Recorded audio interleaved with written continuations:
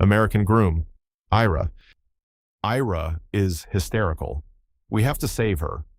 Save her from what? My wife looked at me as if the answer were obvious. From her American. That immediately raised a number of questions. First of all, what Ira? Our daughters used to go to figure skating practice together. That's where my wife met her. Ira was young, attractive, divorced, and raising her daughter on her own. But more importantly, she dreamed of marrying a foreigner and escaping that strange reality of the early 90s. The Soviet Union had already collapsed, but Soviet habits and Soviet thinking were still very much alive. She corresponded with men abroad. Today, that probably doesn't sound unusual. Back then, it was. For decades, foreigners had existed somewhere between reality and mythology, especially Americans. Not long before that, even an unsanctioned friendship with a foreigner could get you into serious trouble. Then, the Iron Curtain disappeared. For a brief moment, it seemed the whole world had opened up. By then, I had retrained for the IL-62 and had started flying across the Atlantic, including flights to the United States. Apparently, that made me an expert. What happened? I asked. It turns out an American has arrived, my wife said, with serious intentions. Not just a foreigner, an American. Back then, an American wasn't just a foreigner. He was almost a mythical creature. There was only one problem. Ira had been taking English classes for 6 months. She couldn't understand a single word he said. Apparently, the American himself was beginning to slide into something close to depression. Can we invite them over? My wife asked. You fly to America. Maybe you'll understand him. The funny thing was, my own relationship with English had always been rather unusual. For some reason, I kept taking English exams. At one point, I even received a beautifully printed certificate from Australia stating that my English was at a respectable professional level. Then I brought it in to qualify for international flights and was told, no, you still need a 2-week course. Rules were rules. The instructor walked into the classroom and announced, I graduated from Novosibirsk University. I will teach you the Queen's English. On the first day, I turned out to be the worst student in the group. I simply couldn't stick my tongue out far enough and spray enough saliva to pronounce the word "the" properly. Eventually, she grew tired of me. She handed out a simple translation exercise and sat down to rest. A few minutes later, she noticed that I was resting too. Why aren't you working? I'm finished.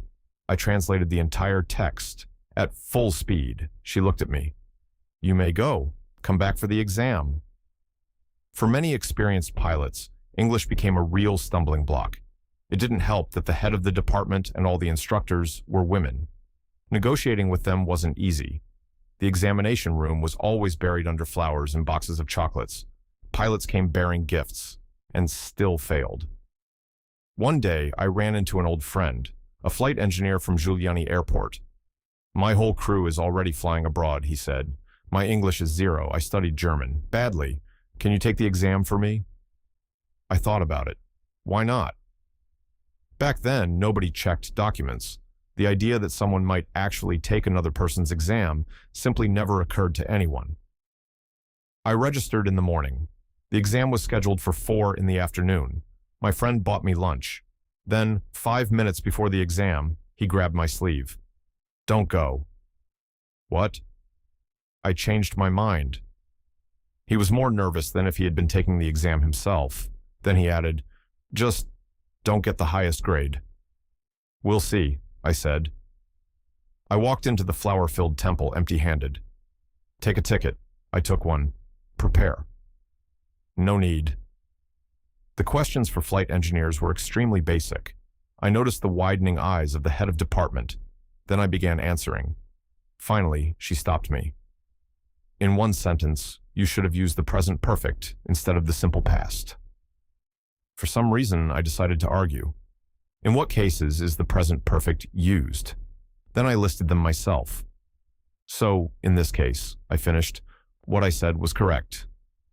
Silence. A very long silence. Where did you learn English? On my own. You may go. About a month later, I ran into that same friend again. Excellent, he shouted. Top grade. I'm already flying abroad.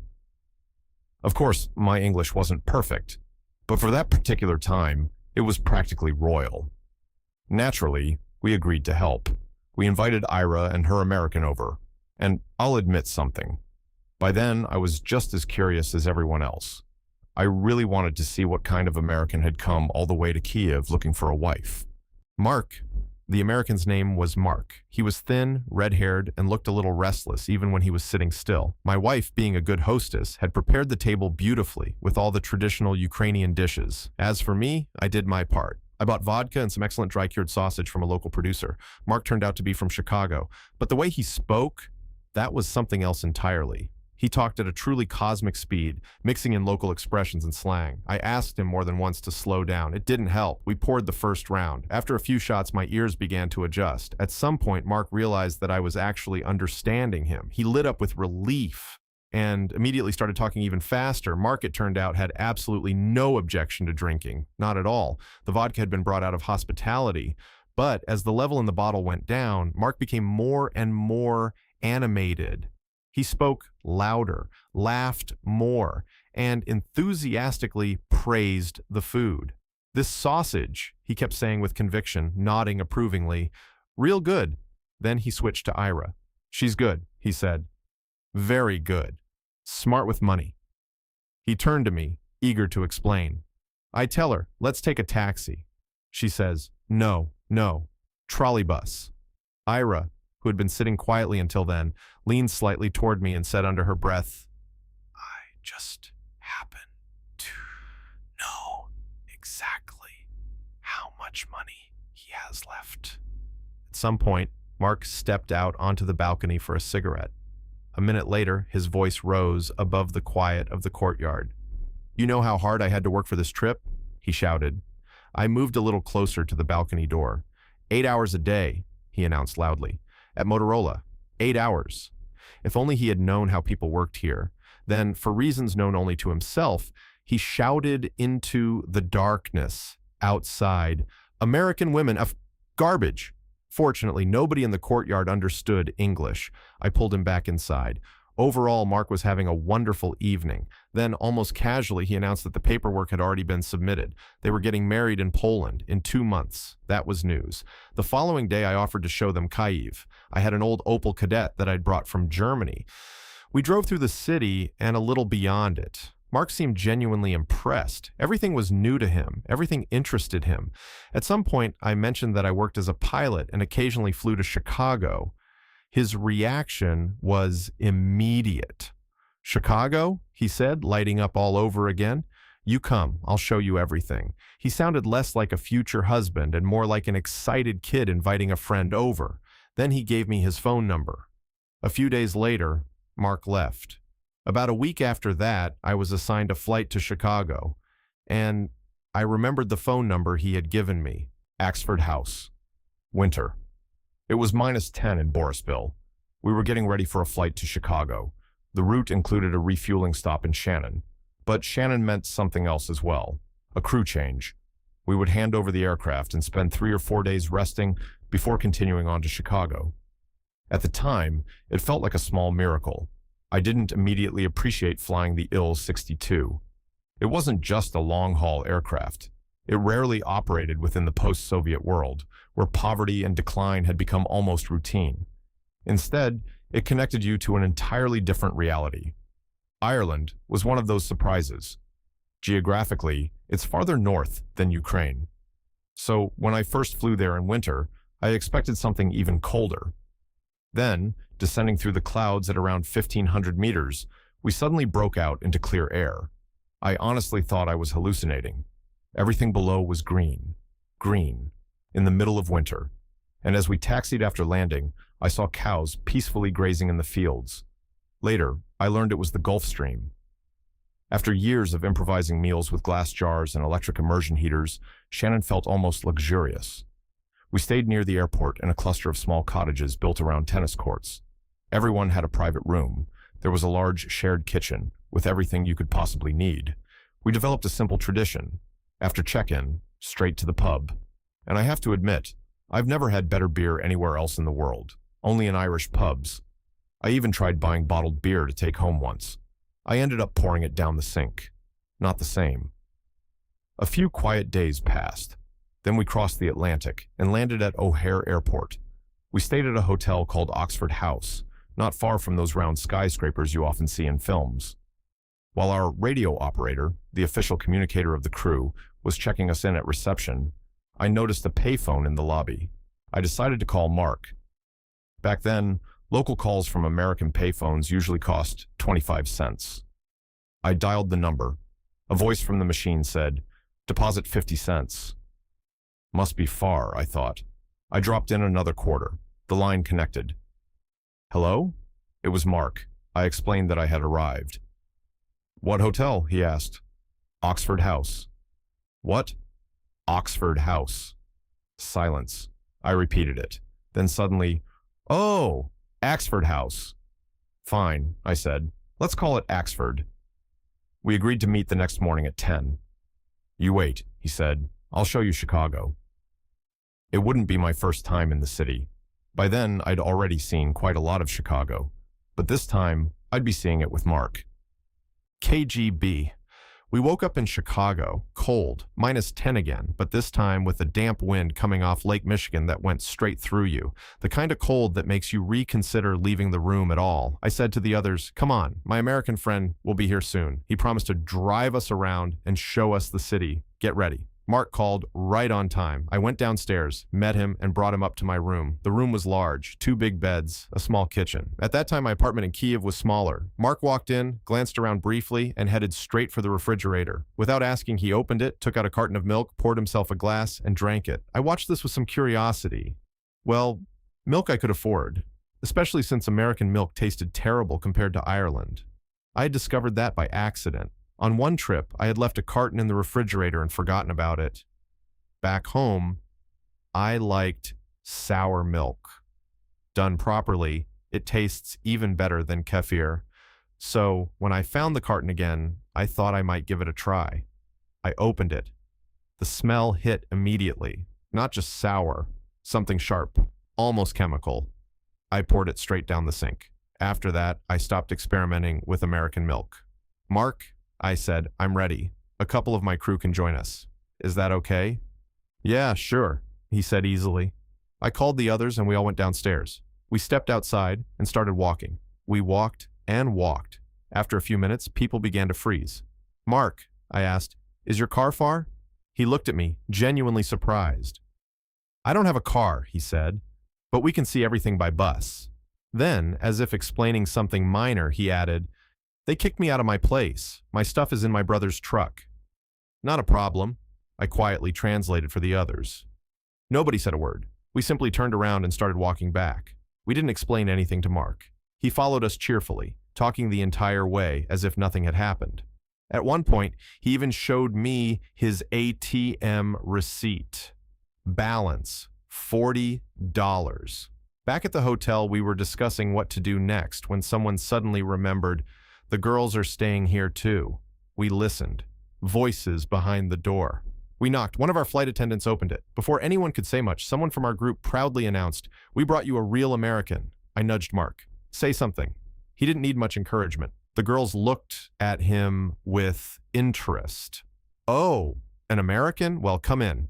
We stepped inside. Outside, Chicago was freezing. Inside, it was warm. The table was already coming together, food, good smells, and plenty of alcohol. There was always plenty. Our IL-62 had a business class section, and whatever passengers didn't finish, the flight attendants carefully collected, pouring drinks into Coca-Cola bottles and bringing them along. American customs could be extremely strict. A forgotten piece of fruit could become a serious issue. But these little tricks, they seemed willing to overlook. Sometimes they even smiled, as the flight attendants liked to say to the pilots, everyone works for what they studied. Thanks to Mark and to us, the evening turned out surprisingly well. I was honestly impressed by how much this thin man could eat and drink. Eventually, people began drifting back to their rooms. I slipped away as well and went back to mine to get some rest. Not for long. The phone rang. Come get your American, said the hostess of the room where we'd been sitting. I had no choice. I went back. Mark and the girl were sitting there in their underwear. Even now, I can't think of that scene without smiling. As she said afterward, if anything had happened, I would have remembered. There had certainly been enough alcohol. Whatever had or had not happened, that was none of my business. I brought Mark back to my room. We sat and talked. The television was on in the background. At some point, I suddenly realized that I understood everything. My listening had improved dramatically. That was good, very good. But I was exhausted. Meanwhile, Mark pointed toward the second bed. "Who sleeps there?" he asked. At that exact moment, the door opened. Our radio operator, well-rested and cheerful, stepped inside. "So," he said, "where are we having dinner?" Mark didn't understand a word of Russian. I said quietly, "Vitya, go outside and call me. Now." He looked at me, understood immediately, and stepped out. A moment later, the phone rang. I jumped up, picked it up, stood straight, and said loudly, "Yes, understood." Then I turned to Mark.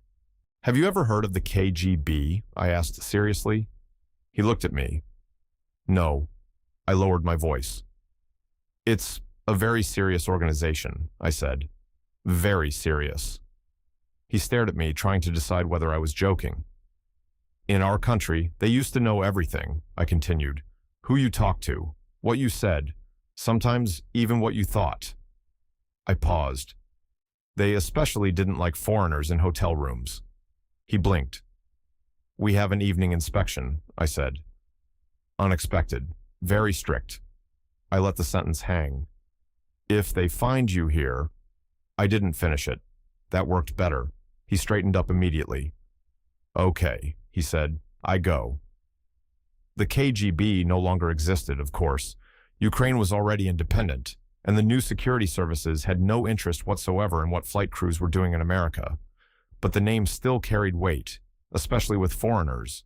And more importantly, it worked, because I really couldn't see another way to avoid adopting Mark. The next morning he called again. "I have a great tour for you today." No, I said. Next time, we were flying home from Chicago, night, somewhere over the Atlantic. I was thinking about Ira, about what we would say to her, not what I had seen, but how. At first, just light turbulence, then a little stronger. The radar was clean. It happens. But this time, the aircraft started to be thrown around harder than usual. The autopilot had to be disconnected, manual control. Then, unexpectedly, the speed began to fall. Same attitude, same configuration. We increased thrust. Still, the speed kept dropping. Then we started losing altitude. Eventually, we lost about 3,000 meters before everything settled down again. We stabilized the aircraft, recovered the altitude, and continued home. I don't know how long it lasted. Time behaves strangely in moments like that. There is no sequence, only fragments. When it was over, I realized something odd. My hand was still gripping the thrust levers, locked, as if it no longer belonged to me. I had to pull it away physically. Only then did the thoughts come back. Ira, Mark, what to say, what not to say. Back home, we decided not to interfere.